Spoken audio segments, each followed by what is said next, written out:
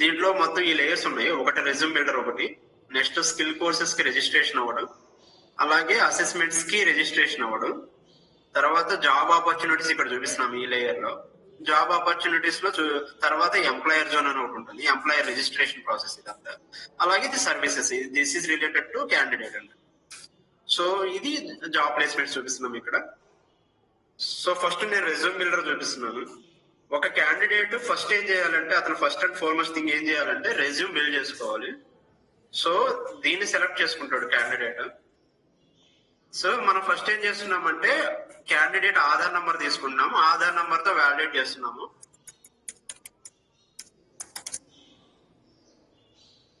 So send OTP, ఆ registered Aadhaar కి link అయిన మొబైల్ నంబర్ కి ఓటీపీ వెళ్తుంది.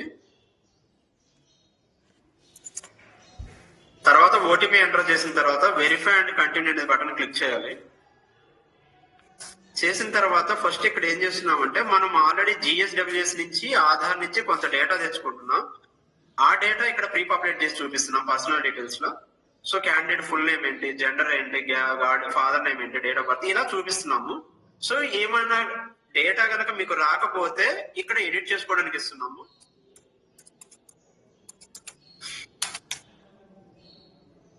సో అలాగే ఆధార్ నుంచి హౌస్ నెంబర్ ఉంటే అది కూడా వస్తుంది, స్ట్రీట్ నేమ్ ఉంటే స్ట్రీట్ నేమ్ కూడా వస్తుంది, లేకపోతే ఇన్ కేస్ ఇది బ్లాక్ ఉంటుంది. సో అలాగే జిఎస్డబ్ల్యూఎస్ నుంచి డేటా తెచ్చుకుంటున్నాం. ఇక్కడ ఏం చేస్తున్నాం అంటే జిఎస్డబ్ల్యూఎస్ మీద మన మొబైల్ నంబర్ రిజిస్టర్ అయి ఉంటే మొబైల్ నంబర్ కూడా వస్తుంది, ఇన్ కేస్ లేకపోతే రాదు, ఎంటర్ చేయాలి. సో నేను మొబైల్ నంబర్ ఎంటర్ చేస్తున్నా. ఇక్కడ మొబైల్ నంబర్ ఏదైతే ఎంటర్ చేస్తారో దానికి ఓటీపీ వెళ్తుందండి. సో మీరు వెరిఫై అనే బటన్ క్లిక్ చేస్తే ఫస్ట్ ఓటీపీ వెళ్తుంది ఈ మొబైల్ నంబర్ కి.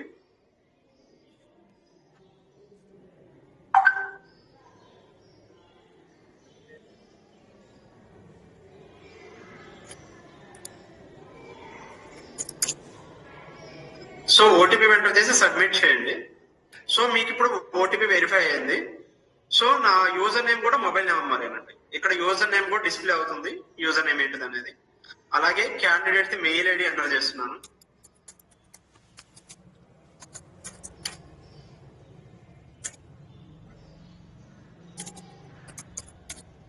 సో మెయిల్ ఐడి కూడా వెరిఫై చేయాలి. మీరు వెరిఫై అనే బటన్ క్లిక్ చేస్తే మెయిల్ కి మీకు ఓటీపీ వస్తుంది.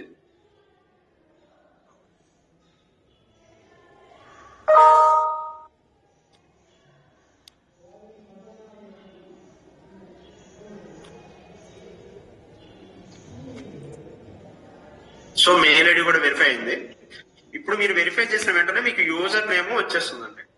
సో ఇక్కడ నేను ఏం చేస్తున్నానంటే తర్వాత ఈ డేటా చూపిస్తున్నాము. తర్వాత కమ్యూనికేషన్ అడ్రస్ అనేది సేమ్ యాజ్ ఆధార్ అడ్రస్ కనుక సేమ్ ఆధార్ అడ్రస్ నుంచి ఏదైతే ఇక్కడ వస్తుందో మీకు ఆధార్ నుంచి డేటా తెచ్చుకుంటాం కదా అడ్రస్, సేమ్ ఇదైతే మీరు ఏం చేస్తారంటే సేమ్ యాజ్ ఆధార్ అడ్రస్ అని సెలెక్ట్ చేస్తే అక్కడ ఏదైతే డేటా ఉందో అది ఇక్కడ ప్రీ పాపులేట్ అవుతుంది. ఒకవేళ ఇన్ కేసు మీకు జిఎస్డబ్ల్యూఎస్ నుంచి వచ్చిన డేటా కరెక్ట్ అనుకోండి, అడ్రస్ కమ్యూనికేషన్ అడ్రస్ అది సెలెక్ట్ చేసుకుంటారు. సపోజ్ ఇవి రెండు కాకుండా వేరే అడ్రస్ ఏదైనా ఉంటే ఎంటర్ మాన్యువల్ అని సెలెక్ట్ చేసి ఆ డేటా మొత్తం ఎంటర్ చేస్తారు. సో నేను సపోజ్ ఎగ్జాంపుల్ గా జిఎస్డబ్ల్యూఎస్ అడ్రస్ ఏమని చెప్తున్నాను. So secretariat. సో ఈ డేటా మొత్తం ఫిల్ చేసిన తర్వాత verify and continue button click చేయండి. చేసిన వెంటనే మీకు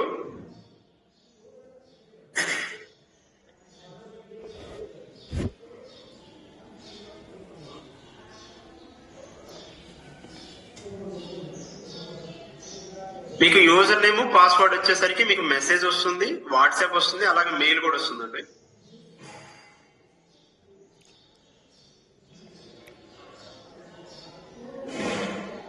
వన్స్ మీరు ఇది చేసిన తర్వాత ఎడ్యుకేషన్ డీటెయిల్స్ సెక్షన్ ఉంటుంది.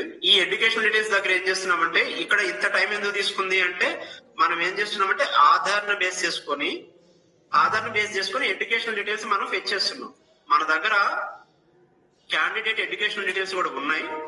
ఎవరైనా వాళ్ళ ఆధార్ నంబర్ తో మ్యాచ్ అయి ఉంటే ఆ ఎడ్యుకేషన్ డీటెయిల్స్ ఆటో ఫెచ్ అయిపోతుంది, ఇక్కడ ఫెచ్ అయ్యి మీకు చూపిస్తుంది.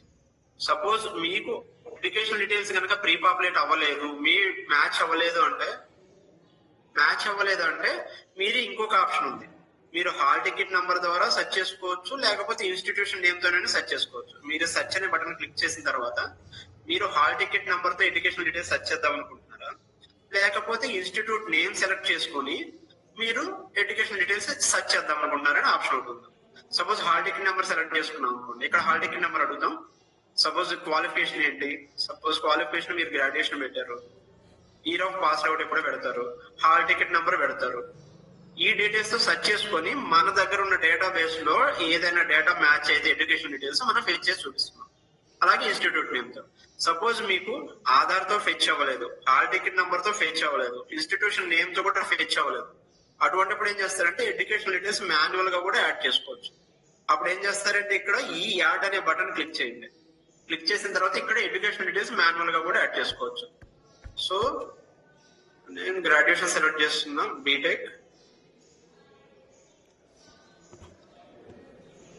తర్వాత ఆ క్యాండిడేట్ ఏపీలో చదివాడా, ఈ గ్రాడ్యుయేషన్ అనేది ఏపీలో కంప్లీట్ చేశాడా, అదర్ స్టేట్స్ లేకపోతే అబ్రాడ్. సపోజ్ ఏపీ స్టేట్ అనుకోండి, ఏపీ స్టేట్ అయితే మన దగ్గర ఏ కాలేజ్ డిస్ట్రిక్ట్ ఏది, ఏ డిస్ట్రిక్ట్ లో. సపోజ్ నేను అనంతపూర్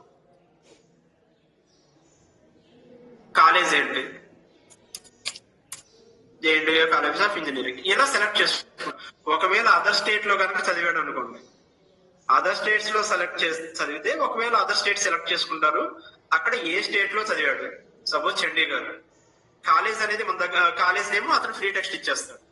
ఒకవేళ అబ్రాడ్ లో కనుక చదివాడు అనుకోండి, అబ్రాడ్ లో చదివితే ఏ కంట్రీలో చదివాడు, ఆ కాలేజ్ ఏంటని, యూనివర్సిటీ ఏంటని తీసుకుంటాం. సపోజ్ నేనైతే ఇప్పుడు ఏపీ స్టేట్ కాబట్టి ఏపీ స్టేట్ అని సెలెక్ట్ చేసుకున్నా, డిస్ట్రిక్ట్ అనంతపూర్,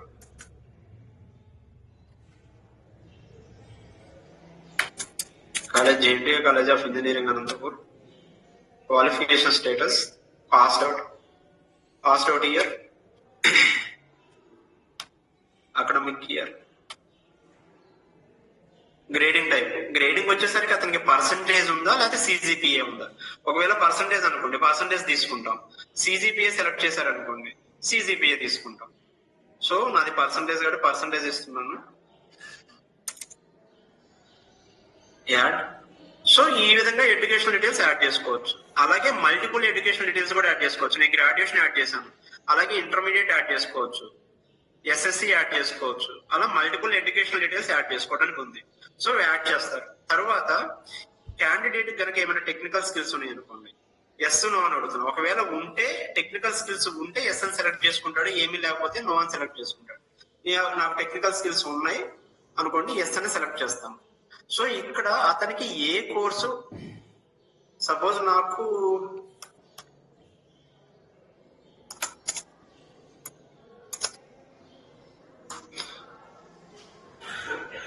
నాకు డేటా మీద నాలెడ్జ్ ఉంది కాబట్టి అది నాకు ఆ స్కిల్ ఉంది, నాకు సర్టిఫికెట్ ఉంది. సో నేను సర్టిఫికెట్ అప్లోడ్ చేస్తున్నా.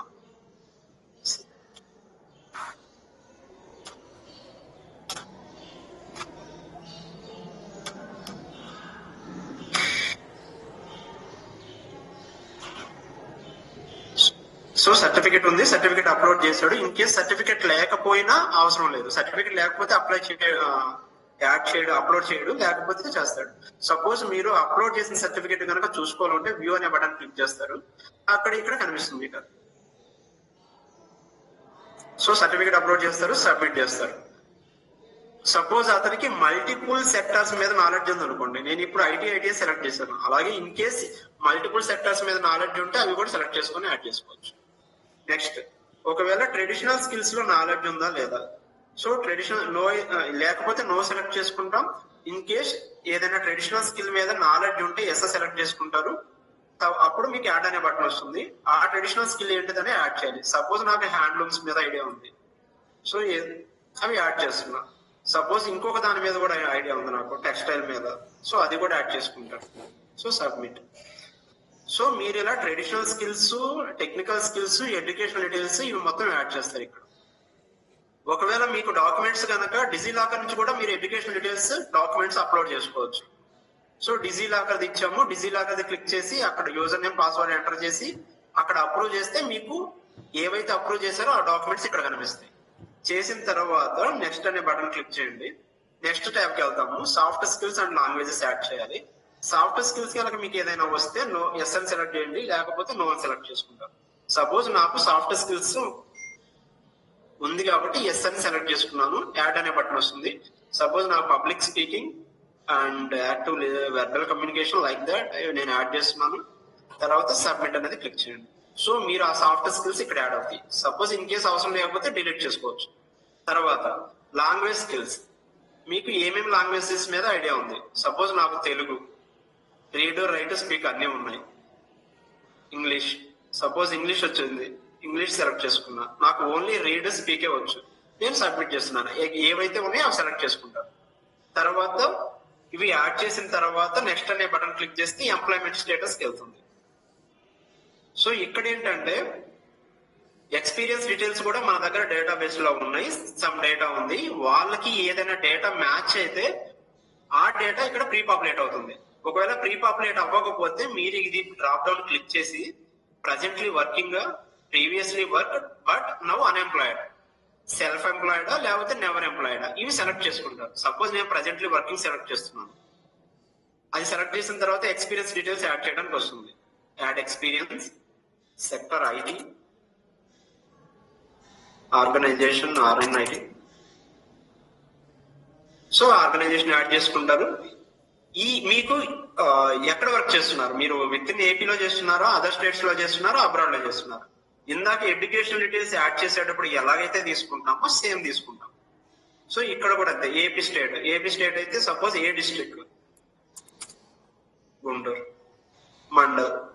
సో ఏ మండల్లో చేస్తున్నారు? కమ్యూనికేషన్ అడ్రస్ ఇస్తారు.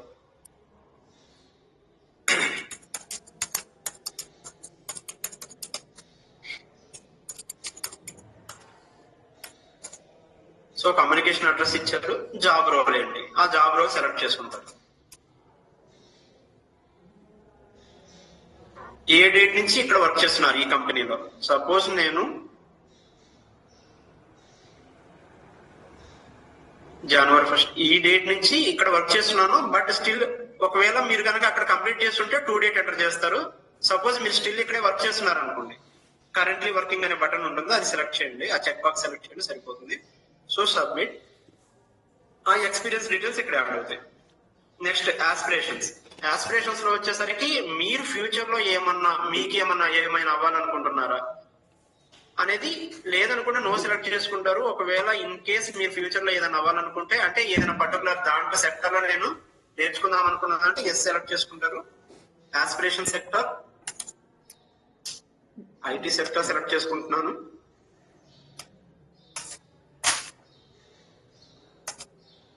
సో డేటా సైంటిస్ట్ అవుదాం అనుకుంటున్నాను. సో ఆస్పిరేషన్ కోర్స్ ఎంటర్ చేస్తారు. డిస్క్రిప్షన్,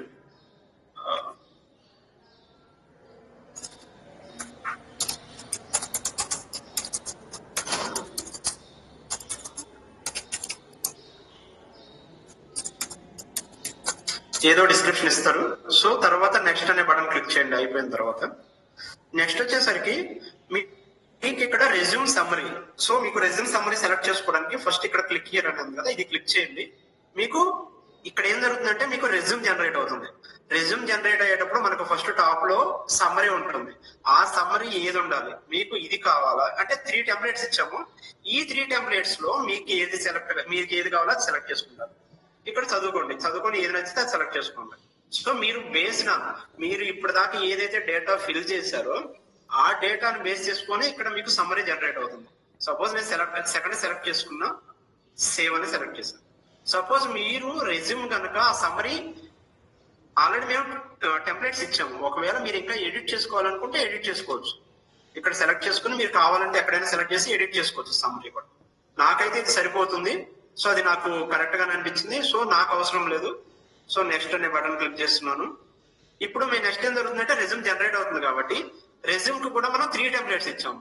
మనం 3 టైప్స్ ఆఫ్ టెంప్లెట్స్ ఉన్నాయి. ఈ టెంప్లెట్స్ లో మీకు ఏదైతే మీకు కరెక్ట్ గా అనిపించింది, మీకు ఏదైతే నచ్చితే అది సెలెక్ట్ చేసుకోవచ్చు. సపోజ్ నేను ఈ టెంప్లెట్ ఫస్ట్ టెంప్లెట్ సెలెక్ట్ చేసుకుంటున్నాను. సెలెక్ట్ చేసుకొని సబ్మిట్ చేస్తున్నాను. తర్వాత ఇక్కడ మీకు ఒకటి మెసేజ్ వస్తుంది, ఇన్ఫర్మేషన్ వస్తుంది. మీ రెజ్యూమ్ జనరేట్ అయ్యి ఆ లింక్ మీకు మెసేజ్ వస్తుంది, మెయిల్ వస్తుంది, అలాగే వాట్సాప్ కూడా వస్తుంది.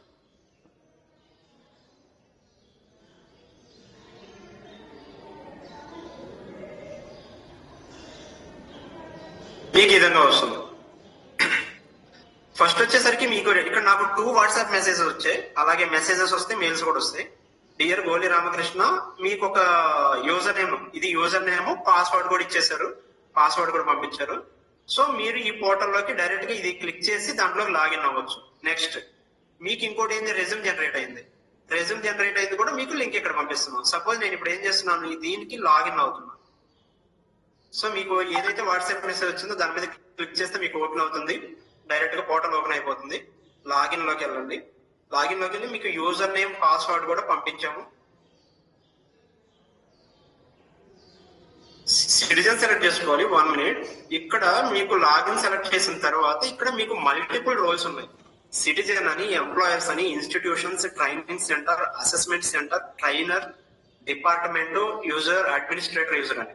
సో ఇప్పుడు వచ్చేసరికి క్యాండిడేట్ ఎవరైతే రెజ్యూమ్ బిల్డ్ చేశారో వాళ్ళందరూ సిటిజన్ రోల్ కింద వస్తారు. సో సిటిజన్ అని సెలెక్ట్ చేసుకోండి. సిటిజన్ సెలెక్ట్ చేసుకొని ఇక్కడ మీకు ఏదైతే మీకు క్రెడెన్షియల్స్ పంపించారో అది user name and password enter చేయండి.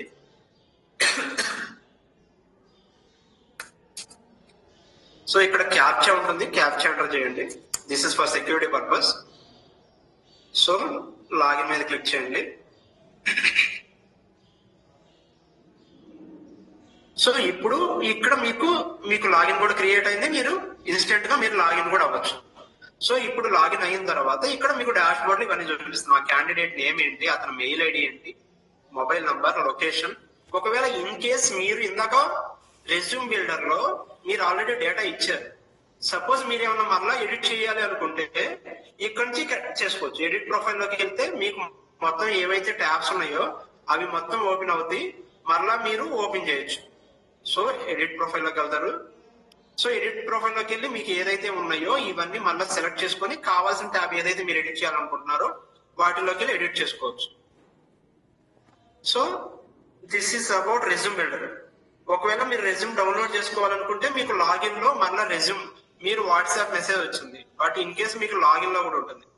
మీకు లాగిన్ అయిన తర్వాత డాష్ బోర్డ్ లో డౌన్లోడ్ రెజ్యూమ్ అని ఉంది, ఇది సెలెక్ట్ చేసుకుని మీరు ఇక్కడ నుంచి కూడా రెజ్యూమ్ డౌన్లోడ్ చేసుకోవచ్చు. అండ్ నెక్స్ట్ ఇక్కడ మీకు క్యూఆర్ కోడ్ ఇచ్చాము. ఈ క్యూఆర్ కోడ్ ని స్కాన్ చేసినా కూడా మీకు రెజ్యూమ్ డౌన్లోడ్ అయిపోతుంది.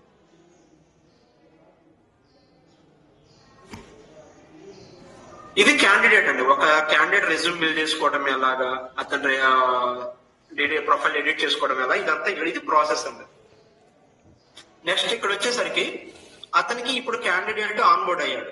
ఆన్బోర్డ్ అయిన తర్వాత అతనికి ఏమన్నా జాబ్స్, ఏమన్నా రికమెండెడ్ జాబ్స్ ఉంటే మనం చూపిస్తాం. Based on the qualification, experience, అతను బేస్ చేసుకొని అతనికి మనం ఏజ్ క్రైటీరియా ఇవన్నీ కన్సిడర్ చేసుకొని మనం ఏం చేస్తున్నామంటే రికమెండెడ్ జాబ్స్ ఏమన్నా అతనికి మ్యాచ్ అయ్యే ఉంటే, ఇప్పుడు సపోజ్ మీకు ఇక్కడ జాబ్ ఆపర్చునిటీస్ అని ఉన్నాయి.